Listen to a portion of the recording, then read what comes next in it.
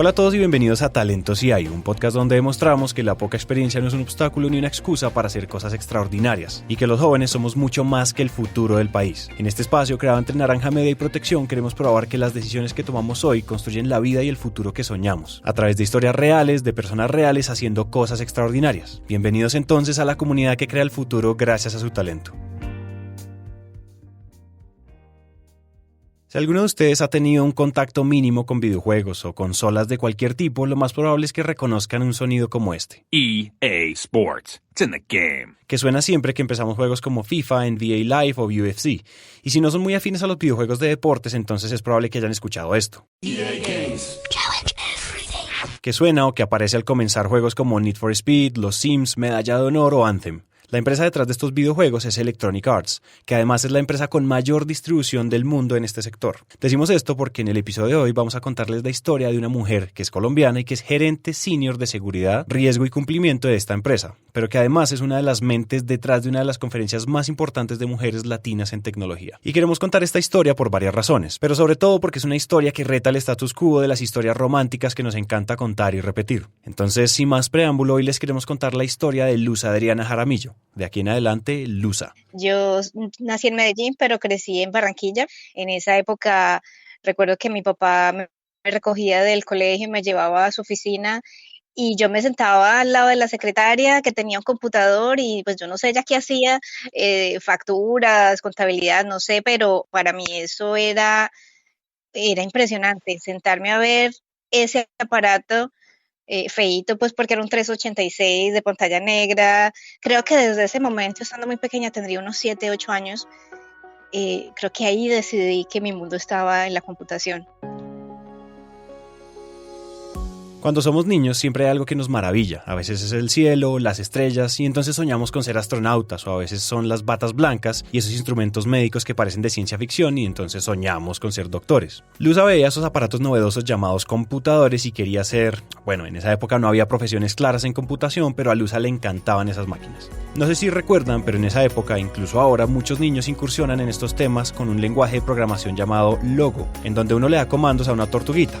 Y Luza, con mucha suerte, estudió en un colegio de monjas que en los 90 le enseñaba programación a niñas. Y realmente eso me parecía a mí lo máximo.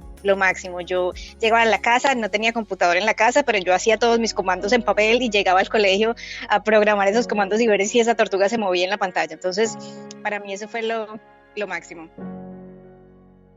Guardando las proporciones, esta historia suena a una versión latina o un poco tardía de la historia de Bill Gates, el fundador de Microsoft. No sé si han escuchado esta parte, pero él tuvo el privilegio de estudiar, como Luza, en un colegio de enseñanza personalizada que en el 68 ya tenía una computadora disponible. Y además tuvo la posibilidad de dedicar demasiadas horas cacharreando y aficionándose con la informática, lo cual sentó las bases para fundar Microsoft en el 75. Pero esta no fue la historia de Luza. De hecho, estando todavía muy pequeña, se devolvió a vivir a Medellín y allá llegó a un colegio mucho más tradicional. Ya no tenía clases de computación.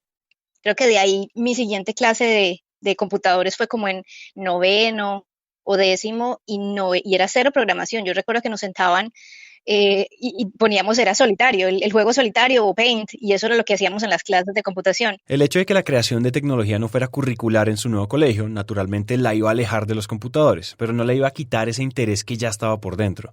Luza recuerda que sus papás eran muy alcahuetas, yo preferiría decir que querían y podían patrocinar sus pasiones, y le compraron su primer computador de escritorio cuando todavía estaba en el colegio.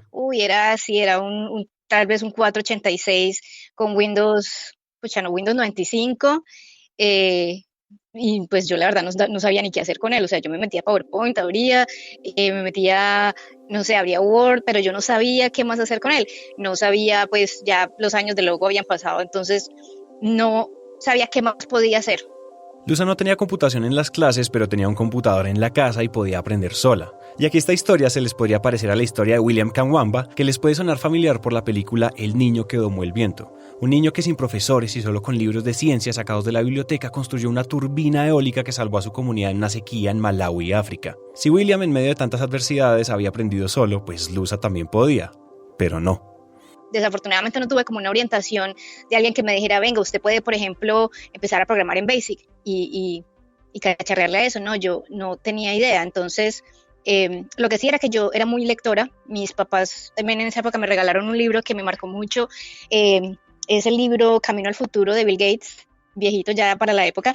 Y yo recuerdo que eh, cuando yo leí ese libro, yo dije, uy, yo alguna vez en mi vida quiero ir a trabajar a Silicon Valley. Yo no sabía que Microsoft no queda aquí en Silicon Valley, bueno, aquí en una sede, pero en esa época tenía 15. Yo decía, yo alguna vez voy a ir a trabajar allá. Y eso pues lo dije y eso se me perdió como en el radar. Aunque Luza pasó el colegio con una distancia prudente de la computación, ese gusto permanecía. Además, ese libro que le regalaron sus papás le puso un nombre a eso que uno podía soñar ser con los computadores. Y por eso, cuando llegó ese momento de decidir qué estudiar, Luza la tenía clara. Se presentó solamente a Ingeniería de Sistemas y pasó. En la universidad claramente tenía que saldar esa deuda técnica que muchos de sus compañeros no tenían. Ella recuerda que por la afinidad cultural que tienen los hombres con la tecnología, en general ellos eran mejores, por lo cual muchos de sus compañeras se fueron retirando, pero Luza no. Luza se juntó con los mejores y empezó a estudiar duro. A escuchar qué hacían, qué libros leían. En esa época pues no teníamos laptops, entonces nos tocaba sentarnos, pasar horas en los laboratorios de la universidad. Entonces yo me iba para allá con ellos a aprender qué estaban haciendo. Entonces así conocí, por ejemplo, Linux, que es un sistema operativo. Entonces veía qué libros, de qué libros podía aprender sobre eso. Entonces me metía a la biblioteca, me intentaba leer y estando muy cerca de las personas que sí sabían, pues me fui poniendo al día. Esto no es trivial. Si usted se siente menos, no se aparte. Júntese con los buenos y entienda qué los hace diferentes. Si se fijan, a ellos no los hacía diferentes hacer todas las tareas. Era una especie de curiosidad activa. Era buscar cosas nuevas y cacharrear en los laboratorios. Porque la tecnología avanza demasiado rápido como para creer que un currículo tiene todas las respuestas. Esto aplica para todos los campos del conocimiento. En esta parte de la historia, Luza sí estaba aprovechando las oportunidades, tanto así que en el momento de hacer el semestre de práctica se ganó la oportunidad de hacerla en Santiago de Chile con un profesor llamado Ricardo Baeza, que después se iba a convertir en el vicepresidente de investigación en Yahoo Labs. Tengan en cuenta que en esa época Google apenas estaba naciendo y Yahoo era una empresa muy grande. Aquí la historia de Luza podría parecerse a la historia de Warren Buffett, una leyenda del mundo de los inversionistas que en la universidad tuvo como profesora a Benjamin Graham, otra leyenda de las inversiones que se convirtió en su mentor. Para Buffett, lo que aprendió de Graham lo convirtió en lo que es hoy. Pero esa tampoco es la historia de Luza. Digamos que mi inmadurez a esa edad, tendría unos 19 años, no me permitió como aprovechar al máximo esa oportunidad que tenía en las manos. Yo fui, hice mi práctica, cumplí con los requisitos, hice mi investigación, pero creo que pude haber aprovechado muchísimo más esa oportunidad. Pude haber hecho muchas otras cosas y digamos por mi falta de experiencia o de habilidad para ver un poquito más allá, no me permitió como aprovecharlo al máximo. Si yo pudiera de pronto regresar el tiempo y decirle a la Luza de 19 años que hacer distinto, lo primero que le diría es habla con más gente, conéctate con más gente. Sí, escucha otras personas, qué están haciendo, en qué proyectos están trabajando, como ser un poquito más curiosa. Ojo aquí, Luza no pasó su semestre en Chile dedicada a la fiesta y al alcohol. Ella estuvo haciendo juiciosa lo que tenía que hacer y también aprendió cosas que fueron importantes. Chile no fue un fracaso, simplemente fue un espacio de la vida donde las oportunidades no estaban a simple vista. Ella tomó algunas y otras, sin hacer nada malo, pues las dejó pasar. Algunas semanas después de regresar de Chile, una amiga me dice, están necesitando gente para trabajar en este banco, ¿por qué no te presentas? Y así fue, me presenté y a la semana de haber regresado de Chile ya tenía contrato de trabajo firmado. Entonces empezó mi vida en el mundo laboral. La vida laboral de Luza empezó en uno de los bancos más grandes de Colombia. Ella entró a trabajar en el equipo de testing y ahí pasaron unos años. Después se especializó en procesos de tecnología y después pasó al área de seguridad y ahí descubrió una pasión, la seguridad informática. Aquí estoy siendo un poco irresponsable porque en estos saltos que acabo de narrar pasaron 9 años. En esos 9 años Luza creció un montón, lideró equipos, aprendió a gestionar proyectos, a liderar reuniones, hizo una vida estable y descubrió una pasión. Sin embargo, en algún momento empezaron a juntarse varias preguntas. Por un lado, ella es de esas ingenieras apasionadas por los retos técnicos, y el camino que llevaba la estaba alejando de ahí. Y por otro lado, sentía que la comodidad que había creado para sí misma la estaba comenzando a incomodar. En esos 9 años mi conocimiento técnico estuvo un poquito oxidado. Yo no programé durante esos 9 años. Entonces yo iba a trabajar, salía del trabajo, estaba con mis amigos. En esa época conocí al que hoy es mi esposo. Después de tantos años estaba como ya encaminada a un perfil un poquito más gerencial. Ya de pronto creo que había una promoción en el camino. Yo veía muchos de mis compañeros que dedicaban muchos más años de su vida, 20, 25 años de trabajo y de un momento a otro salían de la empresa y se encontraban con la pregunta, bueno, ¿y yo qué hago ahora? Toda mi vida he hecho lo mismo. Y yo tenía mucho miedo que a mí me sucediera eso. Yo decía, yo quiero seguir avanzando, pero también quiero que si en algún momento algo sucede, yo pueda defenderme de otra forma, yo pueda tener unas credenciales que me permitan crear empresa, o que me permitan ser consultora, o que me permitan continuar ese camino. A lo mejor esa era la forma de garantizarme un mejor futuro, sobre todo ya cuando esté de más edad. Y empecé como a esa reflexión. ¿Sigo en mi zona de confort, de pronto escalando en esta empresa, o busco algo más que de pronto me permita un mejor futuro cuando esté más viejita, pues? Luza sentía que necesitaba un cambio. Muchas de esas preguntas eran patrocinadas por su hermana y además su novio, su futuro esposo, ya llevaba un tiempo diciéndole que se fueran de Colombia y que hicieran una maestría juntos por fuera. Esa idea de pronto ya no sonaba como una idea loca y en algún momento tomaron la decisión. Sin embargo, tomar la decisión no es empacar e irse, tomar la decisión es empezar a buscar programas y universidades y además prepararse. Su esposo quería estudiar movilidad y Luza, como se podrían imaginar, quería estudiar seguridad informática. Y entonces buscando se encontraron con una universidad que se llama Carnegie Mellon y un programa que ofrecía esos dos enfoques y que además hacía el primer semestre en Pittsburgh y el segundo en Silicon Valley, en la meca de la tecnología del mundo. Ese plan parecía perfecto. Bueno, realmente el proceso de preparación para esa aplicación fue como de 1.5 años de trabajo, porque está pues la preparación para los exámenes de inglés, para el GRE, para preparar los ensayos, para la aplicación de la universidad, luego aplicar a becas, porque pues obviamente un estudio de estos cuesta bastante. Entonces fue un proceso de 1 año y medio donde muy juiciosos nos sentábamos a estudiar. Yo recuerdo un diciembre, por allá en el año 2009, escuchar todo el mundo afuera cantando pues la novena y en fiesta, y nosotros sentados estudiando matemáticas para el examen del GRE. Fue un momento muy difícil, ¿no? Pero sabíamos, pues, teníamos muy claro cuál era ese objetivo y sabíamos que necesitábamos prepararnos. Entonces nos presentamos. Esa experiencia personalmente de presentar ese examen, el GRE, para aplicar a una universidad en Estados Unidos, a mí me dio súper duro, porque sabíamos que para entrar a esta universidad necesitábamos un puntaje determinado y pues a mí no me fue tan bien en ese examen. Yo debo decir que no me fue tan bien. Entonces cuando salí de ese examen, pues yo dije, no, ya, o sea, apague y vámonos, yo no voy a pasar, esto se acaba aquí. Lo que yo no sabía era que las universidades evalúan a los candidatos como un paquete completo. Cuando tú eres recién egresado de una universidad, ellos miran, sí, tu parte académica, que también te fue en el puntaje del examen, pero cuando tú ya tienes una experiencia laboral relevante, significativa, de casi 10 años de trabajo, donde has liderado proyectos, has coordinado equipos, pues esa parte pesa más que un puntaje de un examen. Y eso yo no lo sabía. Y realmente eso fue lo que a mí me ayudó a entrar a la universidad, demostrar toda esa cantidad de elementos que yo iba a poder aportar a la clase a la que iba a entrar. Entonces aplicamos los dos a la universidad, afortunadamente los dos pasamos al programa y nada, renunciamos a la empresa el mismo día. Yo vendí mis cosas, mi carro, empacamos 2 maleticas y nos lanzamos al vacío.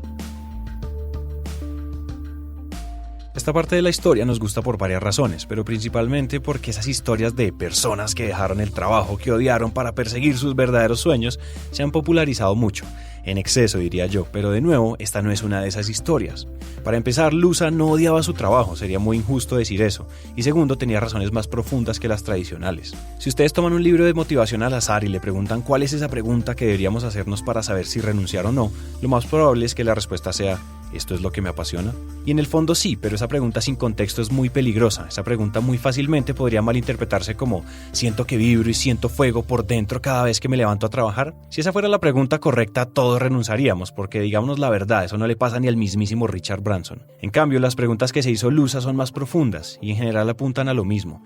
Primero, hay una reflexión alrededor del futuro que queremos tener, incluso alrededor de cómo quisiera que fuera mi vejez. Y después hay un ejercicio de cruzar eso con el presente, con lo que estamos haciendo y a dónde nos está llevando esto. Por otro lado, es muy diferente un cambio drástico y un cambio brusco, es decir, esta tampoco es la historia de la mujer que un día se llenó de rabia, empacó sus maletas y se fue.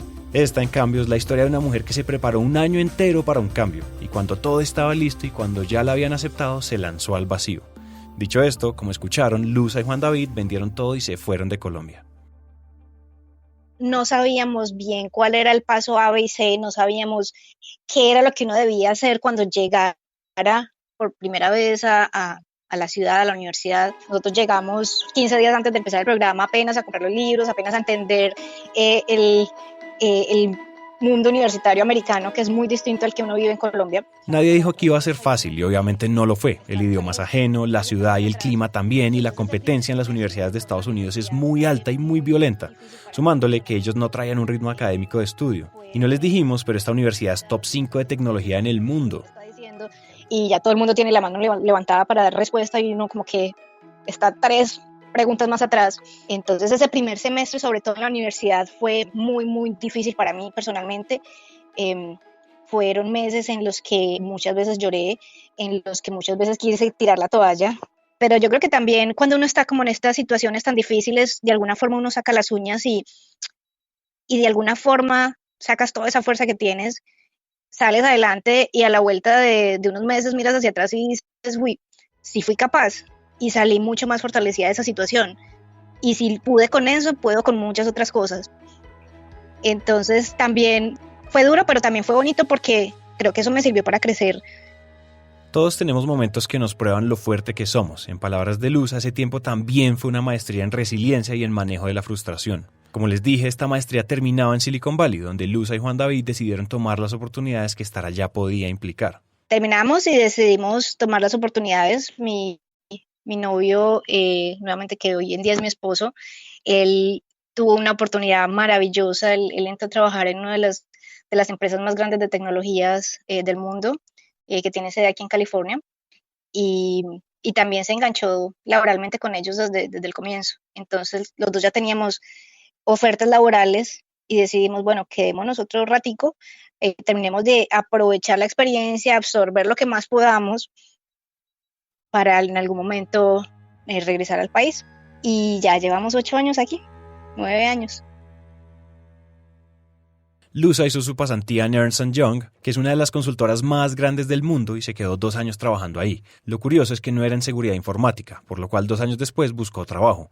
Se preparó porque para entrar a las grandes empresas también estudiamos y también nos preparamos, y después de 10 meses entró a Electronic Arts, la empresa de videojuegos que mencionamos al principio de este episodio, donde trabaja como gerente senior de seguridad, riesgo y cumplimiento. Esta historia entonces podría terminar aquí, pero no. Hay una parte que no nos podemos quedar sin contar, y es que cuando Luza estaba estudiando su maestría tuvo la oportunidad de asistir a una conferencia llamada Grace Hopper, que es la conferencia más grande de mujeres en tecnología del mundo. Well, hello, Grace Hopper Celebration. This is the best picture anyone could hope to see. Do you know why? Because we are here. Mira, yo llegué allá, recuerdo el momento en el que entré a esa primera sesión, ver a 3,000 mujeres en tecnología, mujeres técnicas de muchas edades, de muchos perfiles profesionales, y escuchar lo que decían, escuchar sus proyectos.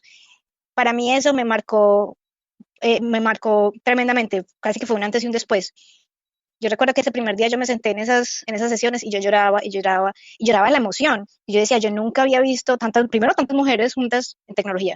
Y segundo, darme cuenta que en un campo que es generalmente dominado por hombres, darse una cuenta de la cantidad de cosas tan chéveres que están haciendo muchas mujeres en el mundo, fue demasiado emocionante.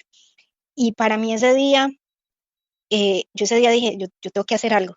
Esta experiencia la tienen que vivir muchas otras personas. En esa primera conferencia en el 2010, yo conocí una comunidad que se llama Latinas in Computing.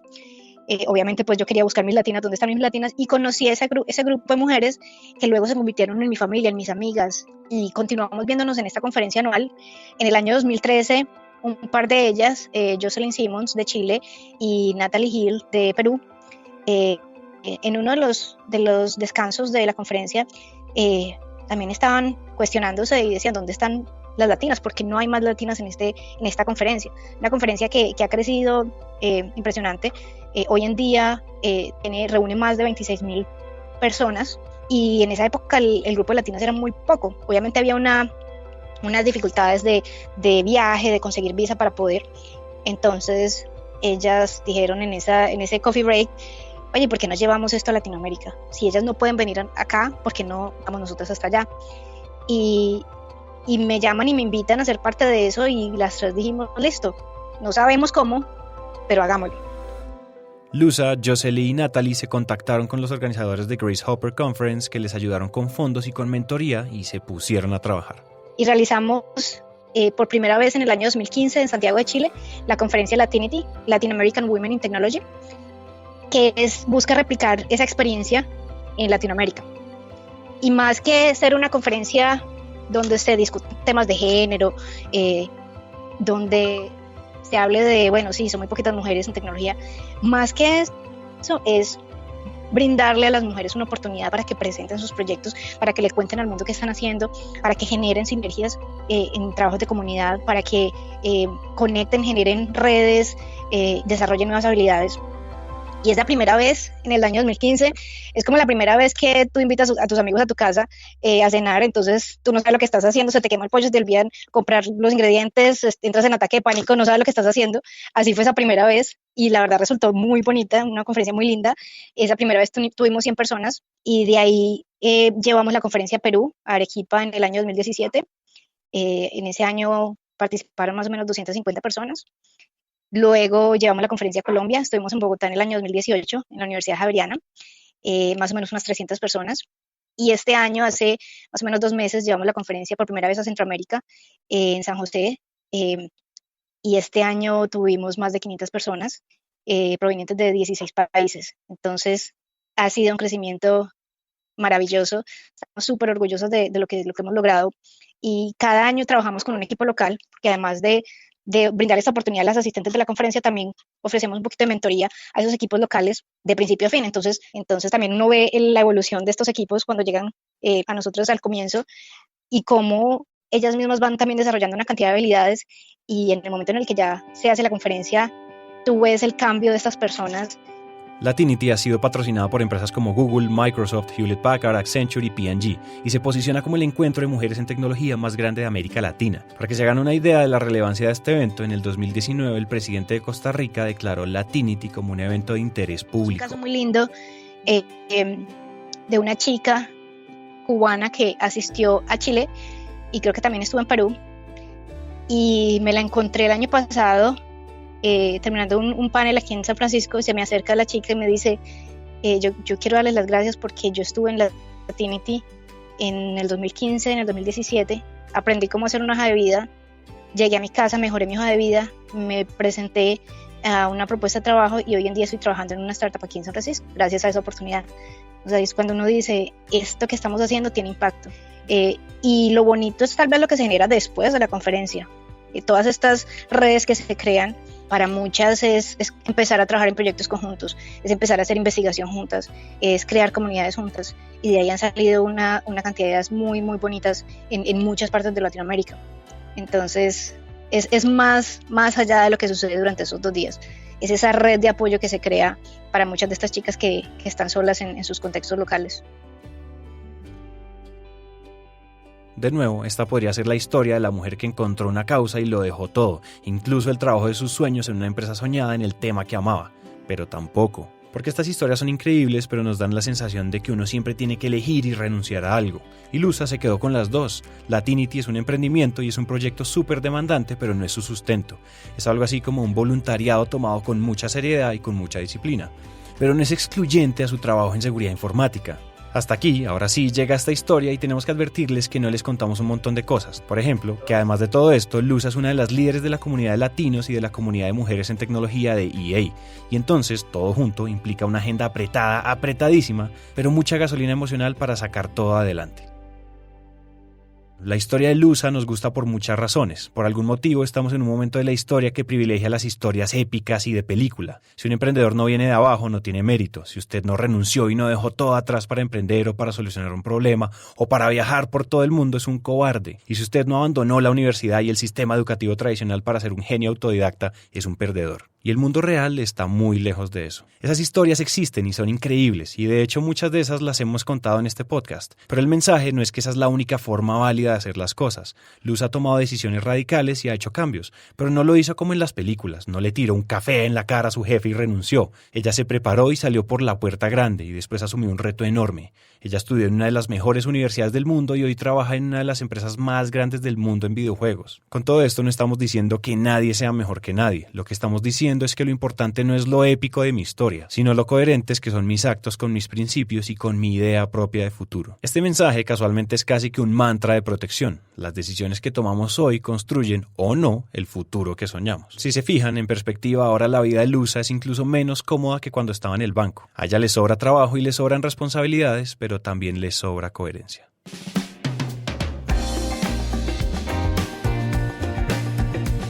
Este episodio fue producido por Juan Pablo Ramírez y editado por mí. El diseño de sonido fue hecho por Miguel Salazar y el trabajo gráfico fue realizado por Juan Diego Bernal. Realmente esperamos que la historia de Luza les haya dejado preguntas, reflexiones y herramientas para su vida. Si quieren más contenido sobre todos estos temas, pueden entrar a protección.com/talentos. Recuerden suscribirse en donde sea que ustedes estén escuchando esto, Deezer, iTunes, Spotify, Apple Podcast o en donde sea. Y si este episodio les gustó y si les sirvió para algo, por favor recuerden que lo están escuchando gracias a Protección, una empresa que cree firmemente que la vida es hoy. Yo soy Santiago y esta es la comunidad que crea el futuro gracias a su talento. Gracias por escuchar.